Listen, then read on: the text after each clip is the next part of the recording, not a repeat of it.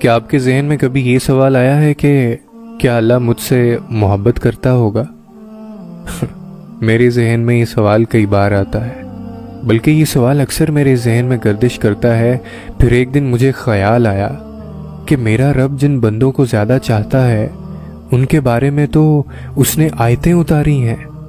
سو میں قرآن مجید کھول کر بیٹھ گیا اور میں نے ڈھونڈا تو پہلی آیت ملی کہ وہ صبر کرنے والوں سے محبت کرتا ہے۔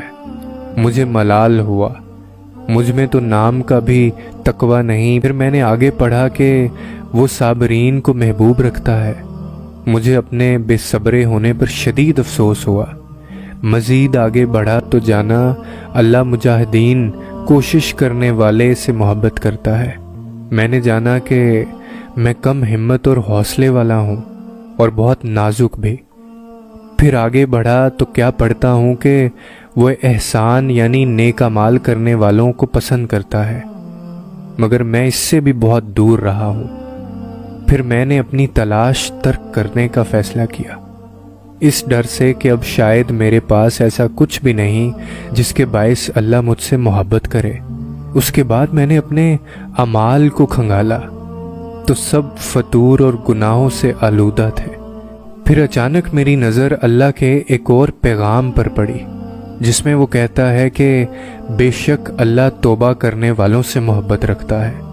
سو میں نے اپنا مقام پا لیا اور پھر اس کے بعد میں سجدے میں جا گرا، کیونکہ میں جانتا ہوں کہ سجدے مکمل کرنے والوں کی کہانی کبھی ادھوری نہیں رہ سکتی۔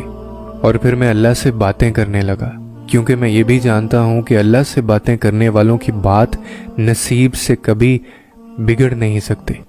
اور پھر میں نے خود کو سمجھایا کہ کتنی بہتریاں ہیں اس دیری میں، یہ بھی تمہاری عقل سمجھ نہیں سکتی۔ اور پھر میں دعا کرنے لگا، کیونکہ میں جانتا ہوں کہ نصیب کی یہ چالیں میری دعاؤں سے کبھی جیت نہیں سکتی۔